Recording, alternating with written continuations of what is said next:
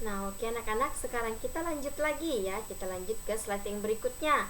Nah, slide yang berikutnya ya, kita akan menjawab ya dari bagian yang ada di halaman 47. Nah, di situ pertanyaan itu ada nama tokoh, asal tokoh, bentuk perjuangan, dampak perjuangan terhadap pergerakan nasional. Nah, di sini Ibu sudah siapkan jawabannya ya.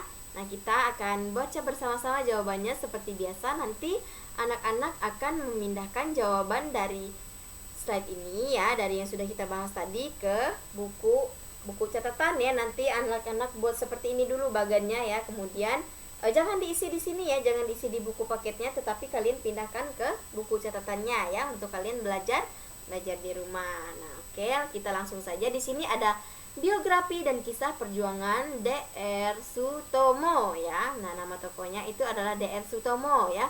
Nah, asal tokoh itu dia berasal dari Jawa Timur. Kemudian bentuk perjuangannya itu adalah membentuk organisasi nasional pertama yaitu Budi Utomo. Kemudian dampak perjuangannya terhadap pergerakan nasional itu adalah pendiri Budi Utama yang melahirkan semangat pergerakan nasional yang nantinya berguna untuk mencapai kemerdekaan Indonesia. Nah, ini adalah sekilas biografi dan kisah perjuangan dari Bapak Sutomo itu tadi ya.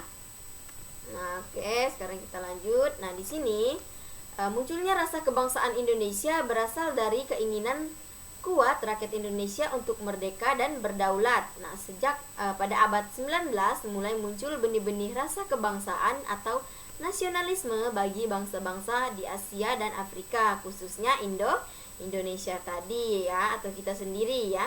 Nah, banyak faktor yang memicu munculnya rasa kebangsaan di Indonesia.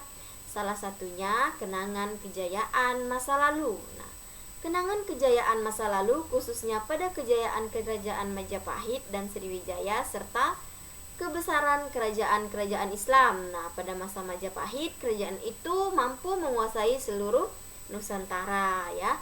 Jadi, adapun masa Sriwijaya kerajaan mampu berkuasa di lautan karena pasukan maritimnya sangat kuat. Nah, jadi yang berkuasa di Sriwijaya itu ya, adapun itu mereka berkuasa di lautan ya. Kalau masa Sriwijaya itu kerajaannya itu mampu berkuasa di lautan karena pasukan maritimnya itu sangat kuat ya. Baik, kita lanjut slide berikutnya. Nah, ayo berdiskusi katanya. Nah, anak-anak buka lagi bukunya itu halaman 48. Nah, di situ kita diminta untuk mencari atau menuliskan apa itu faktor internal, kemudian faktor eksternal. Nah, di sini ya di buku paket kalian itu belum ada jawabannya. Nah, sekarang kita akan temukan jawabannya bersama-sama. Kemudian seperti tadi yang Ibu bilang, kalian akan pindahkan jawaban yang di slide ini ke catatan kalian. Oke, faktor internal yang pertama ya, kenangan kejayaan masa lalu pada masa kerajaan. Kemudian yang kedua, perilaku Belanda yang menyengsarakan rakyat Indonesia sehingga menimbulkan rasa senasib sepenanggungan rakyat Indonesia. Nah, kemudian yang ketiga, lahirnya kaum terpelajar itu tadi. Yang keempat, lahirnya kelompok terpelajar Islam. Dan yang kelima, lahirnya dan muncul semangat persamaan derajat pada masyarakat Indonesia. Nah, itu adalah beberapa faktor yang ada di dalam faktor internal ya, yang memicu munculnya rasa kebangsaan di Indonesia kita tadi ya. Kemudian yang selanjutnya ada faktor eksternal. Nah, faktor eksternal di sini juga ada 5 ya. Yang pertama, perkembangan nasionalisme di berbagai negara seperti pergerakan kebangsaan Indonesia, kebangsaan India maksud Ibu ya. Sampai salah baca. Maaf ya anak-anak ya. Kemudian yang kedua, adanya politik etis dari Belanda. Dan ketiga, peristiwa Perang Dunia yang pertama menyadarkan kaum terpelajar mengenai penentuan nasib bangsanya sendiri ya.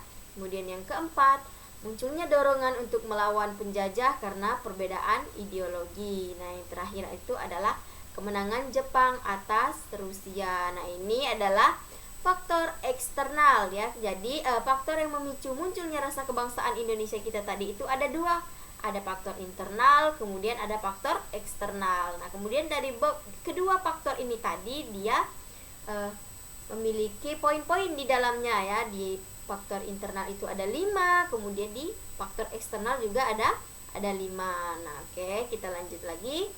Nah, di situ tahukah kamu katanya. Nah, itu halaman 49. Nah, tahukah kamu perkembangan masyarakat Indonesia pada masa munculnya rasa kebangsaan terjadi di berbagai bidang kehidupan, diantaranya adalah sebagai berikut. Nah, ini adalah bidang-bidang yang terjadi tadi. Ada bidang pendidikan, ada bidang ekonomi. Nah, kita akan bahas satu persatu ya. Pertama, bidang pendidikan ya. Nah, perkembangan pendidikan menyebabkan munculnya para cendekiawan, baik hasil dari pendidikan barat maupun pendidikan di Indonesia. Nah, para cendekiawan ini menjadi pelopor dan pemimpin munculnya organisasi-organisasi pelajar dan mahasiswa untuk melawan penjajah seperti Dr. Sutomo dan organisasi Budi Utomo itu tadi. Nah, kemudian ada juga bidang yang kedua, itu bidang ekonomi. Nah, di dalam bidang ekonomi ini juga ada upaya untuk menghapuskan eksploitasi ekonomi asing ya. Nah, jadi di sini ada upaya untuk melakukan penghapusan ya dari ekonomi asing. Kemudian tujuannya itu adalah untuk membentuk masyarakat yang bebas dari kesengsaraan, kemelaratan, dan meningkatkan taraf hidup bangsa Indonesia menjadi lebih baik lagi ya. Nah, kemudian di sini juga ada bidang politik, kemudian ada bidang sosial dan budaya. Nah, di bidang politik itu banyak muncul organisasi-organisasi pergerakan yang menyuarakan aspirasi masyarakat pribumi yang telah hidup dan penindasan penjajah. Nah, mereka ingin menghancurkan kekuasaan kolonial di Indonesia. Nah, kekuasaan kolonial di Indonesia itu dibangun oleh bangsa Belanda itu tadi ya. Nah, kemudian mulai muncul paham-paham baru seperti nasionalisme, liberalisme, sosialisme, demokrasi, dan Pancasialisme ya. Nah, seperti semangat nasionalisme pada masa ini digunakan sebagai paham atau ideologi bagi organisasi pergerakan, dan salah satunya adalah Partai Nasional Indonesia yang diketuai oleh I.R. Soekarno ya. Nah, ini yang terdapat di dalam bidang politik atau yang terjadi di dalam bidang politik itu tadi. Nah, kemudian yang selanjutnya itu adalah bidang sosial dan budaya. Nah, di mana dilakukan pembentukan identitas nasional seperti penggunaan nama Indonesia untuk menyebut negara kita. Nah, hal ini diawali oleh J.R. Logan pada tahun 1850 ya. Dan istilah Indonesia makin populer sejak Sumpah Pemuda pada tanggal 28 Oktober 1928. Nah, kemudian ada juga upaya untuk melindunginya ya.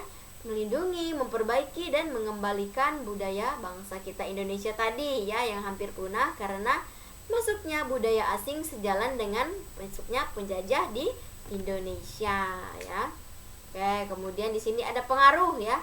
Yang pertama, pengaruh perkembangan dan dengan keadaan masa munculnya rasa kebangsaan terhadap kehidupan masa kemerdekaan sehingga sekarang ini di bidang pendidikan. Nah, perkembangan pendidikan nasional itu sejak masa kebangkitan menyebabkan para cendekiawan menjadi pelopor dan pemimpin bangsa saat ini ya.